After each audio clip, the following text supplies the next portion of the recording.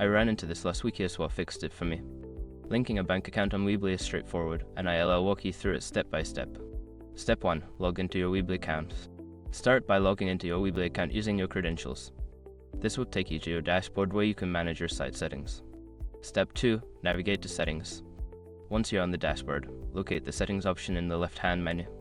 Click on it to access various settings for your site. Step 3. Select Payments. In the Settings menu, find and click on the Payments tab. This is where you can manage payment options, including linking your bank account.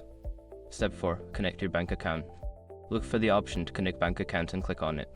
You will be prompted to enter your bank details such as account number and routing number. Be sure to double check these numbers to avoid errors. Step 5. Save changes. After entering your bank information, make sure to save your changes. You should see a confirmation message indicating that your bank account is linked successfully. If you run into any issues, make sure your bank details are correct, as a simple typo can prevent successful linking. Good luck with your Weebly setup.